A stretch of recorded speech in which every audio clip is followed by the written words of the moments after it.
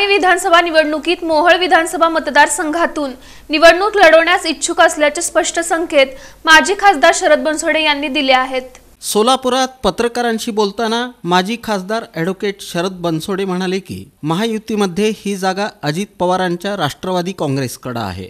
युती झाली आणि कदाचित ही जागा भारतीय जनता पार्टीला सुटली तर भाजपकडून आपण इथून निवडणूक लढवू। भाजपनं आपल्याला संधी न दिल्यास आपण शरद पवार गटाकडून निवडणूक लढताल का, या प्रश्नावर ॲडव्होकेट शरद बनसोडे म्हणाले की हा जर तरचा प्रश्न आहे। मी यंदा निवडणूक लढणारच। राजकीय भूमिका घेत इतके दिवस पक्षासाठी आपण योगदान दिलं आहे। आणखी किती दिवस बाहेर राजकीय संधीची वाट पाहत थांबायचं प्रसंग पडला आणि शरद पवार गटानं संधी दिली तर तिथूनही निवडणूक लढवू, असं ॲडव्होकेट शरद बनसोडे यांनी स्पष्ट केलं। जनतेची सेवा करायची आहे। अन्य पक्षांनाही संधी दिली, विशेषतः शरद पवार गटानं आपला विचार केला तर आपण तिथूनही निवडणूक लढवू।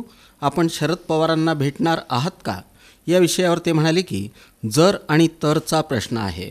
सध्या भाजप नेतृत्व विशेषतः देवेंद्र फडणवीस यांनी दिलेली जबाबदारी आपण पार पाडत आहोत। मोहोळमध्ये जनसंपर्क करत आहोत। राजकारणात कधीही काहीही होऊ शकतं, असंही अखेरीस त्यांनी स्पष्ट करत कोणतीही भूमिका घेण्यास सज्ज असल्याचे स्पष्ट संकेत दिले। यावेळेला आमचा मित्रपक्ष तिथे उभारणार आहे आणि यावेळेला तरी त्यांनी आमच्यावर इलेक्शनची जबाबदारी आमच्या कार्यकर्त्यावर दिली पाहिजे, ही भावना घेऊन आज आम्ही फिरतो।